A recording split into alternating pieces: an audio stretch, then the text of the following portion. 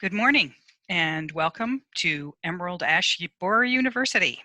This is Robin Osborne from Michigan State University.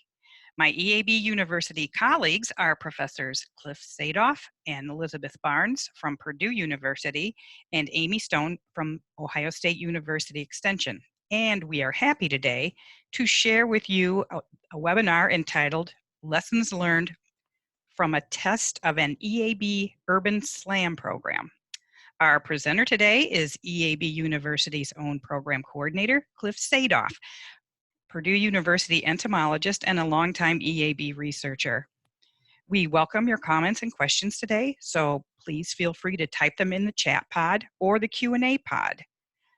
Tomorrow, you will be emailed a link to a short, voluntary, confidential survey that we hope you will take the time to fill out.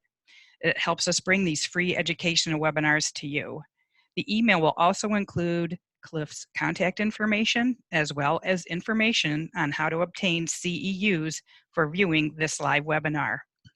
This webinar is being recorded and will be available for viewing later on the EAB University page of the www.emeraldashborer.info website.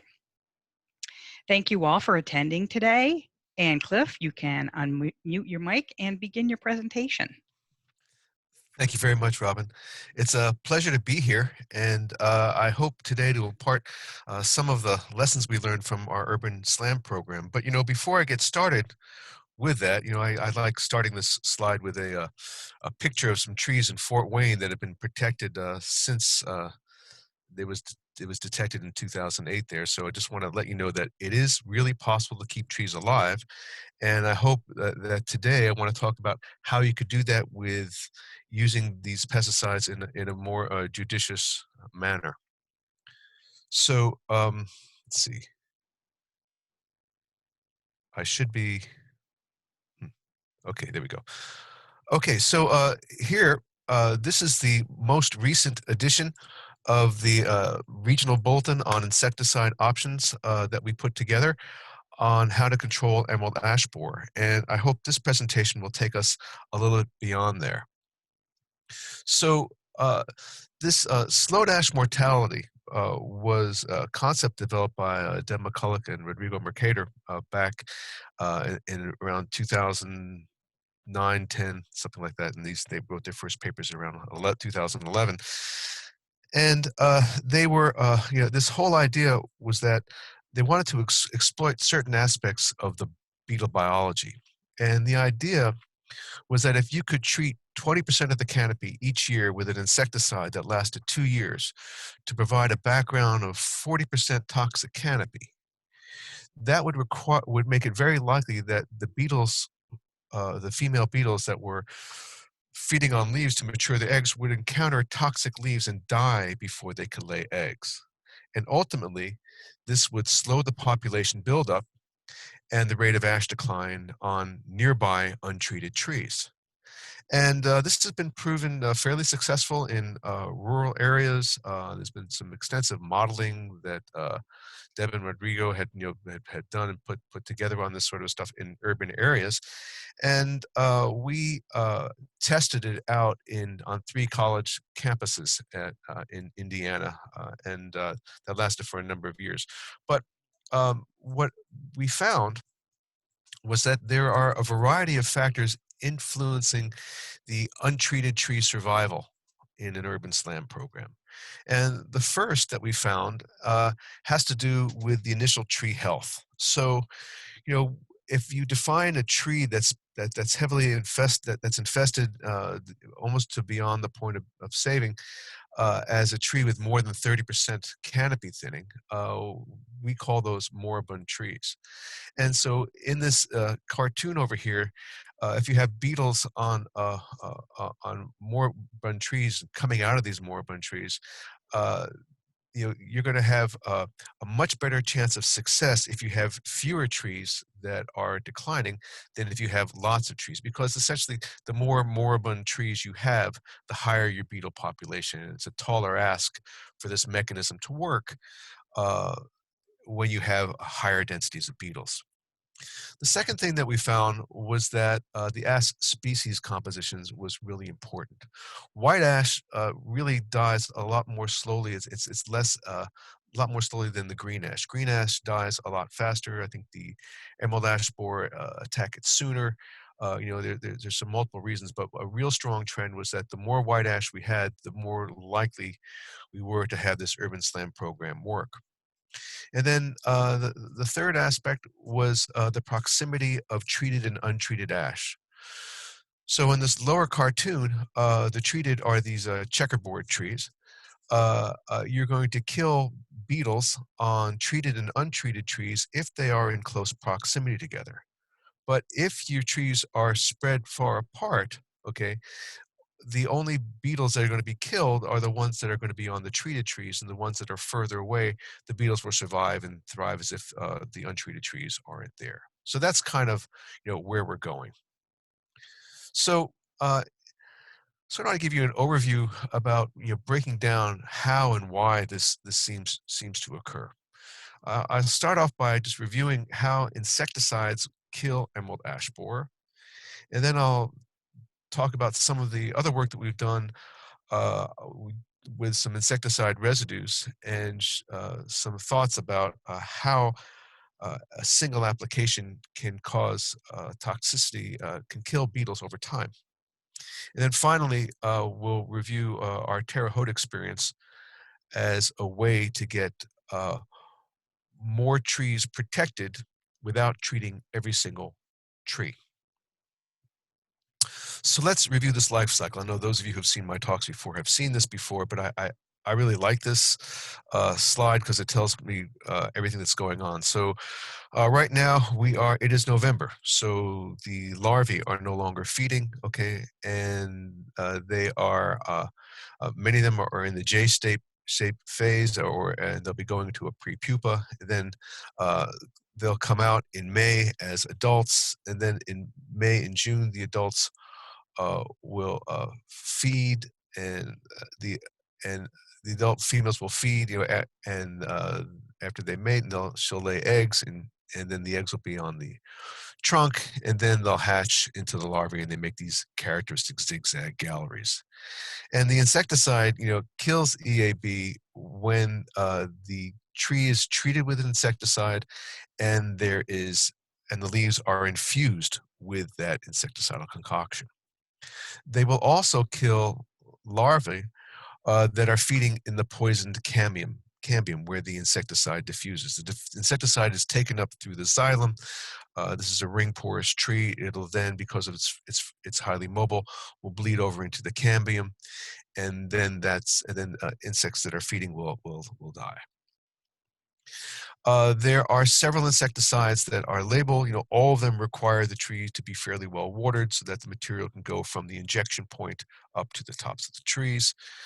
Um, Imidacloprid and dinotefuran will kill the adults. Dinotefuran kills the adults more rapidly than imidacloprid. It has to have some sustained feeding, but both of those insecticides will kill the first and second instar larvae. So if the material is in the tree, when the time the eggs are hatching, it's going to work fairly well, but it's not going to kill the later and the larger larvae. Azadirachtin, which is the neem type product, will kill all larval stages, but it's not toxic to the adults. It reduces their fecundity and it doesn't kill them. But emamectin benzoate is the most toxic to the insect at all stages of its life, with the exception of the egg.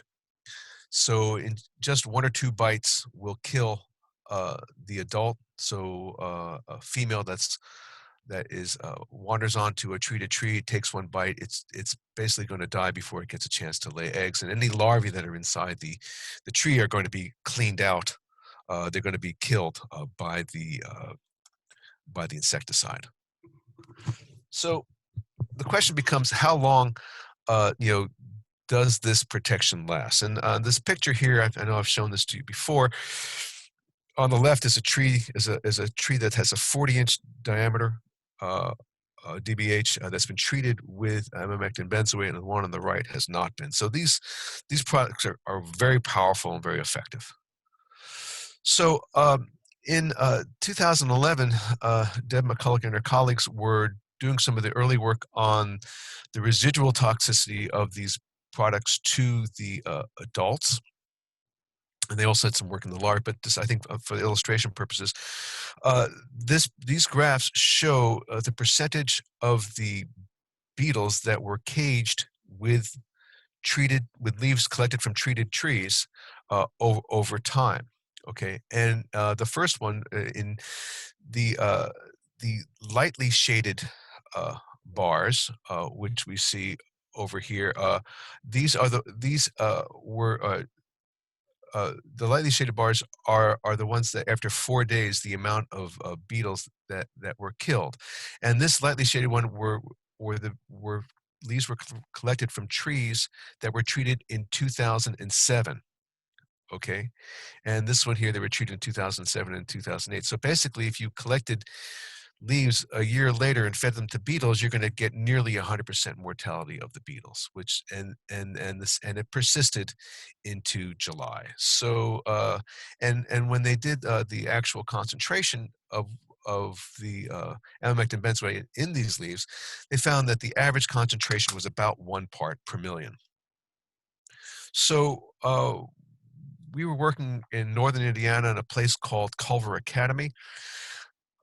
This place, we worked here because they had been treating the trees with emamectin benzoate. Excuse me, with imidacloprid prior to this time, and then the contract went out. We had a site that was local where there wasn't going to be much residue inside the trees, and we were able to treat the trees with a standard rate of 2 grams active ingredient per inch, or the 5 mils of the 4% emamectin benzoate solution. And we collected leaves randomly from 5 different samples in different parts of the tree, and we looked at the amount of emamectin benzoate in each one of the leaves.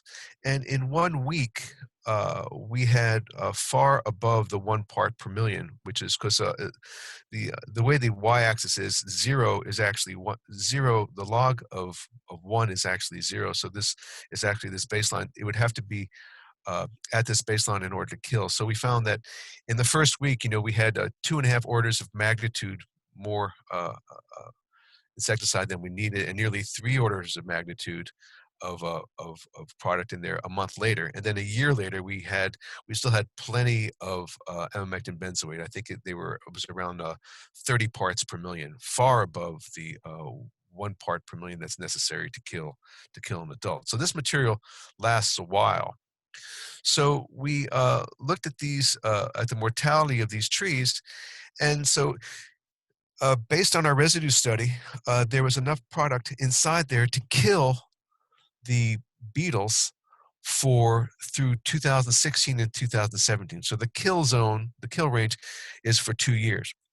And then after that, we didn't treat, we just kept on evaluating, and no surprise, the untreated trees increased their level of canopy thinning.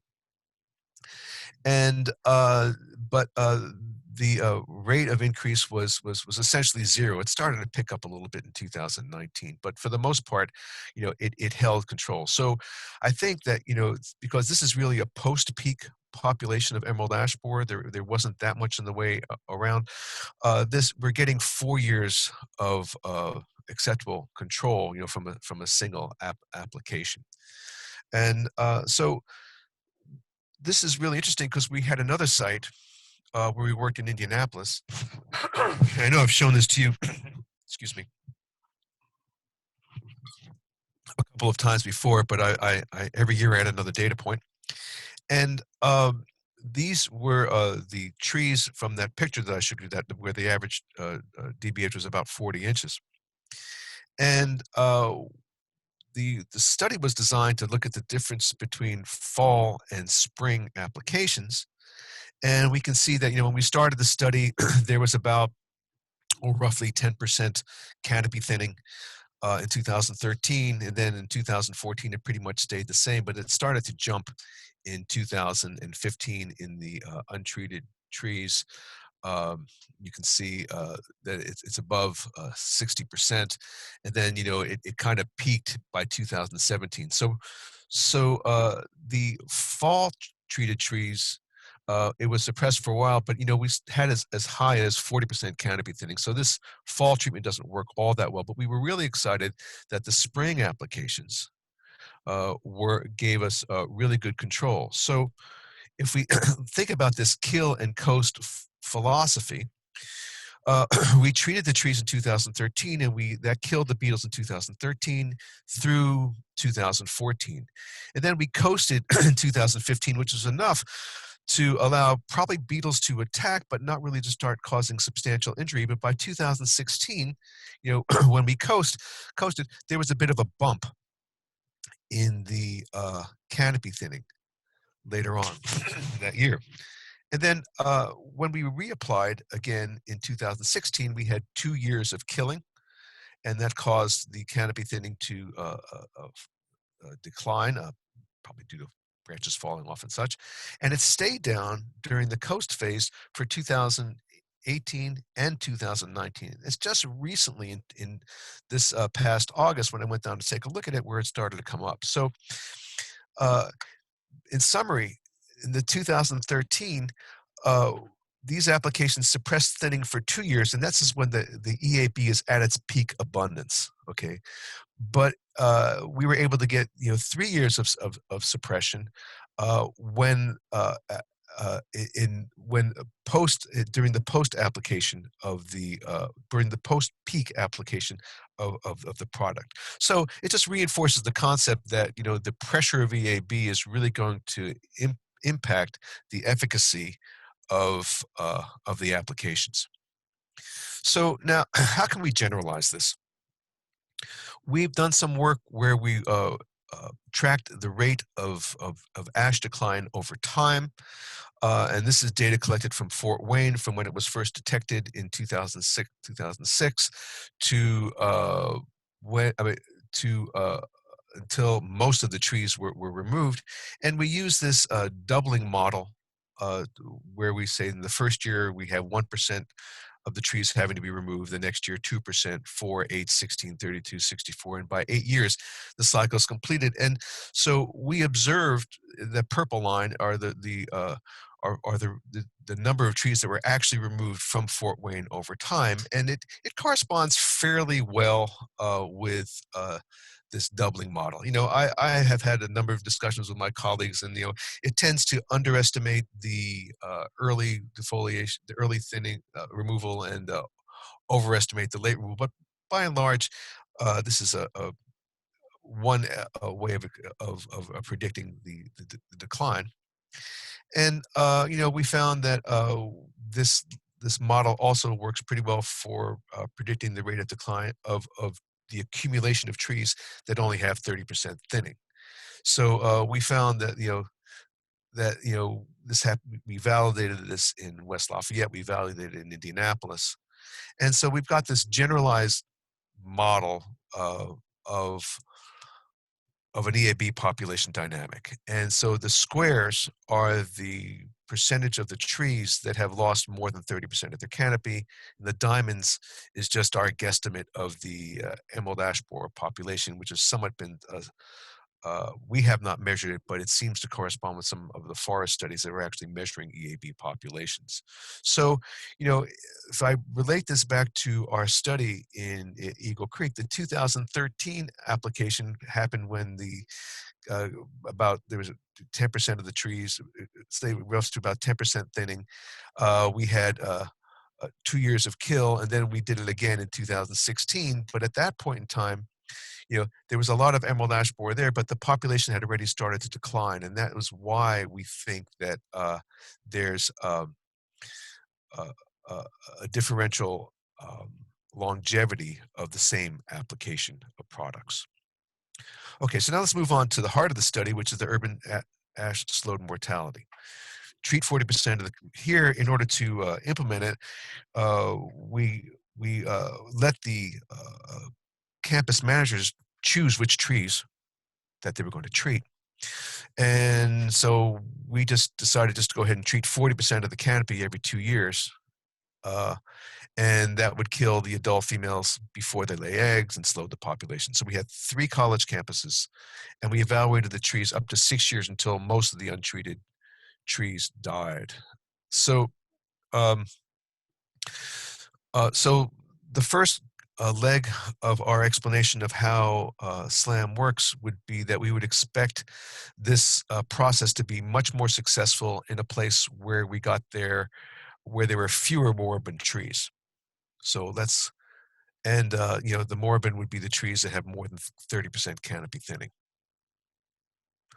So we started a little late in Indiana University down in Bloomington.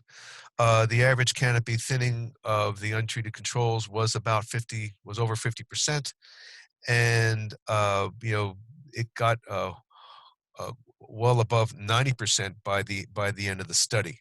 Okay, and the trees treated with the arbormectin, the emamectin benzoate formulation seemed to do pretty well. But it was the rate of decline was somewhat slower than what we had predicted from our model. But this is not really very stellar results. If you want to protect trees, you should start before most of them are starting to die. This was most of the trees had started to die when we started this, and the impact on the untreated trees, just wasn't really very acceptable. So, but in Indiana State University, we started a lot earlier in the game. Okay, the average thinning was about 16% in the untreated controls, which is the dark line, and we see that increased a bit, but it was not. We still had 40% of the trees. 60% of the well, we have at least more than half of the trees still untreated trees are still doing quite well.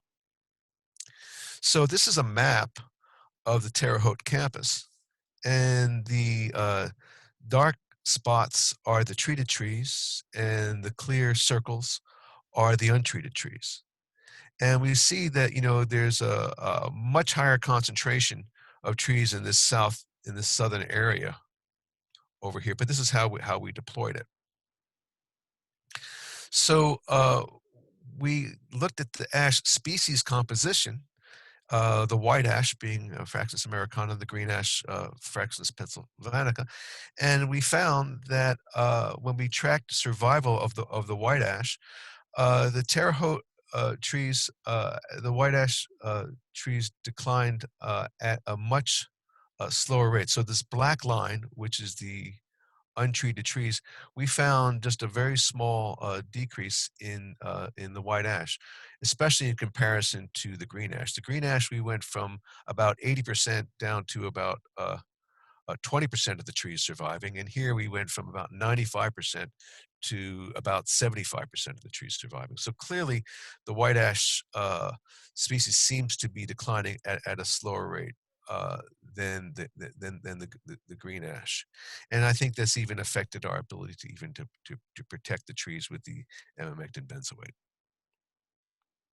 Now, the last bit that we wanted to talk about was the factors influence was the proximity of the treated and the untreated ash. So this whole idea is that do the trees need to be close together? Do we have the same level of control?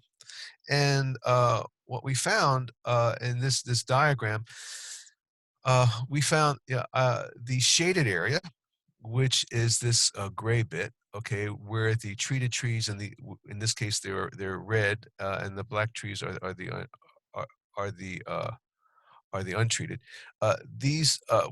The trees are much further dispersed, and we found at the end of the study, most of the untreated trees in this gray area had died.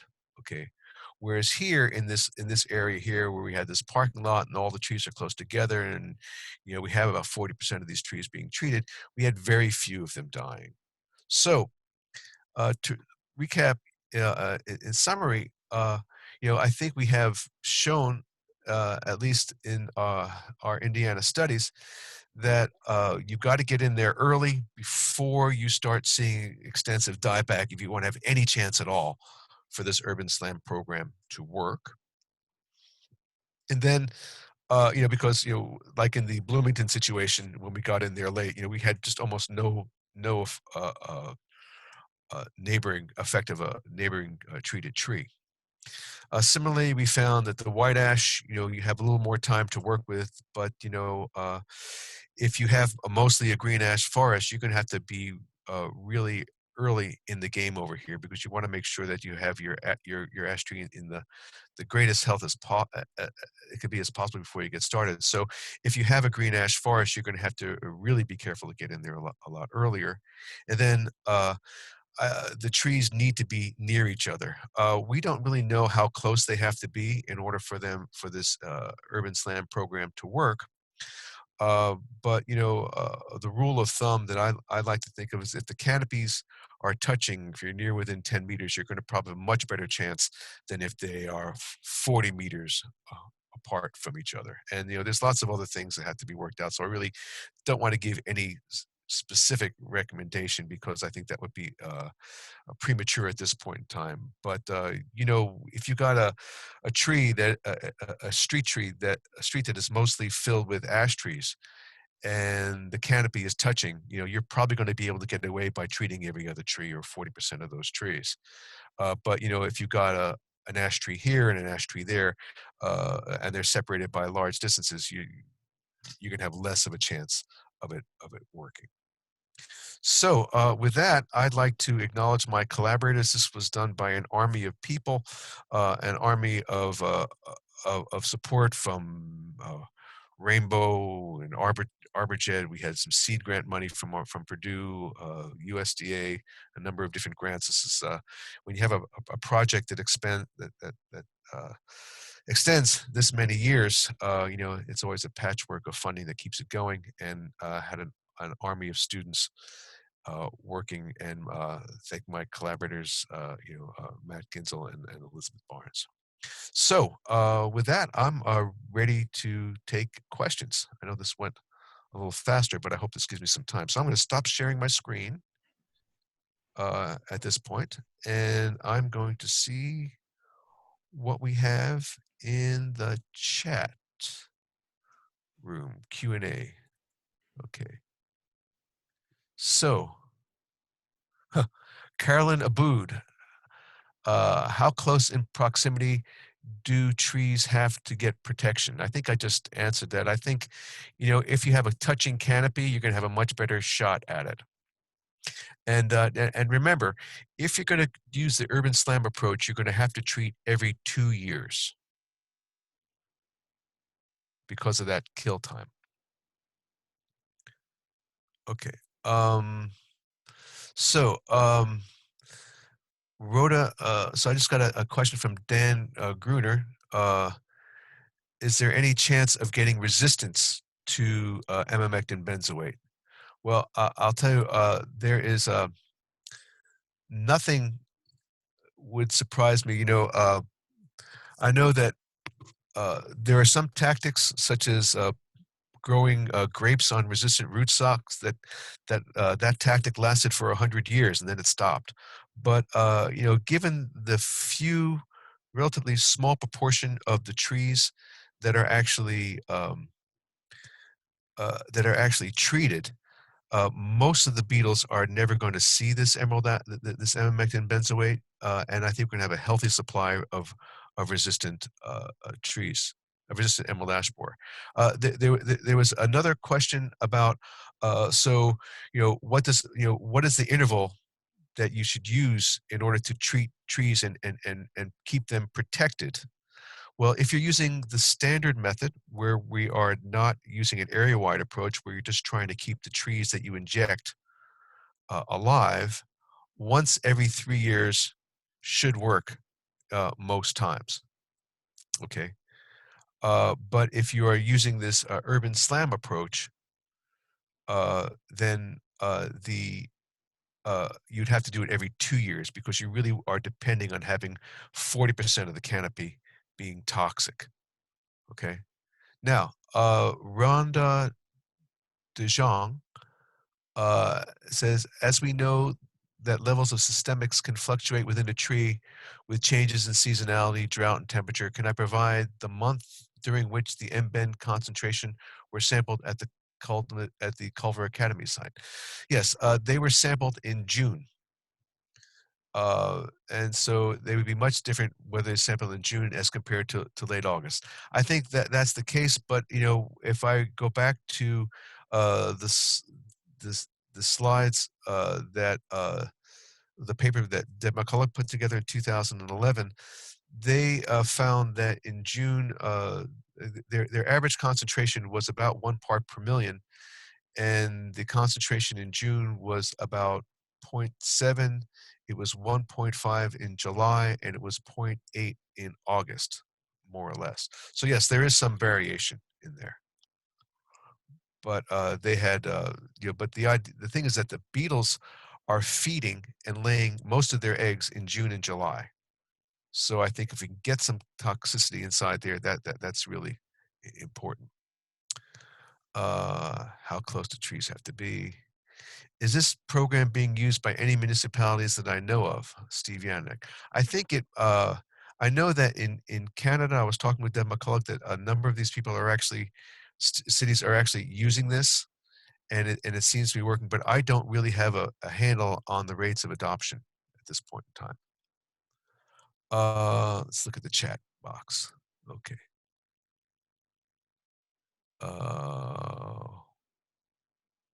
oh, okay. Aaron McMahon wanted to know, why did the concentration go up from a week to a month?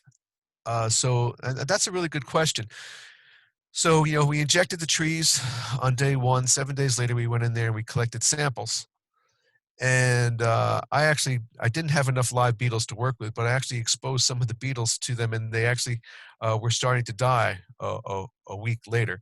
It takes time for the material to go up into the canopy, and because the trees, when we inject, we drill a hole about 1.5 inches deep. There's a bit of a pool of insecticide in there, and as the tree is translocating water from the roots to the canopy, it's flushing up the insecticide, and it translocates that up into the canopy. So over time, the insecticide will accumulate. So in the first week, we had about 200 or 300 parts per million, and then by July we had 800 parts per million. So it just took some more time for it to accumulate. Let's see. Sarah Pierce. X-axis shows time since EAB detection or time since introduction or arrival. I'm not sure. In surviving ash, what was the density? How many trees per unit of biomass per hectare? Okay, this was a city situation, and I did in the paper that is in the process, the final stages of review at this point in time, we did measure the DBH that was treated and the DBH that was not treated, and all those details are inside there. I really can't recall the details at the time, but but I what I did, I remember during the paper was I shot to get 40% of the trees treated, and that turned out to be roughly 40% of the diameter that was treated. Okay, so I think that actually worked. Last question. So triage. The recommendation is to treat it every 3 years is what I would recommend, unless, of course, if you have some very high value trees and, you are at the peak, where half the trees that are not treated around you are all dead. That's when you're going to be at your peak of your emerald ash borer population. If you're nervous, you could go in a 2-year interval at that point in time, but after that, the 3-year interval should just be fine.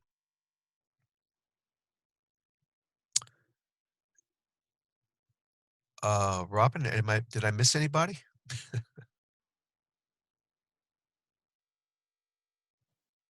No open I don't questions. think so. I think you got them all so far. Okay, All right. great. Yeah, I haven't seen any more come in. So if maybe what we should do, you will be getting those participating on this webinar will. Oh wait, here comes one. Would you please share PDFs or citations of the published publications you referenced? I can Would you share. like them to ask you for them?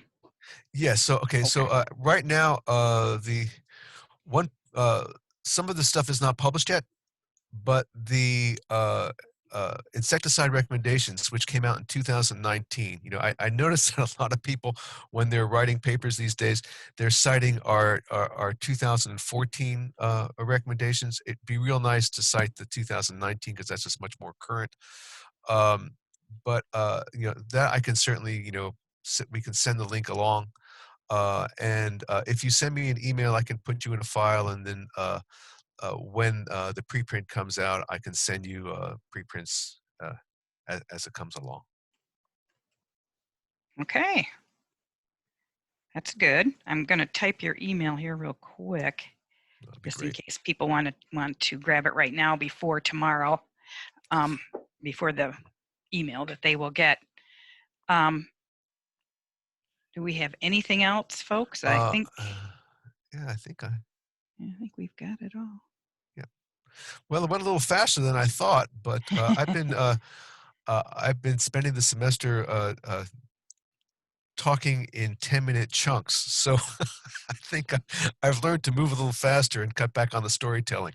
So sorry for keeping it dull. So Well, Zoom is now a household word, yeah, whether we intended for that to happen or not. So, everyone's kind of finessing their Zoom capabilities here. So, yeah. So um, I think when it lasts a little bit shorter period of time, it's easier on the participant. there you go. All right. Well, thank you all very much. Yes, thank you. And, check the emerald-board.info EAB University site for more information on the upcoming webinars we're going to have, everyone. And really appreciate you all participating today, and look for that email tomorrow. So with that, I think I'm just going to close the meeting, and everyone can get on with their day. Thanks, everyone. Okay. Thank you. Bye bye.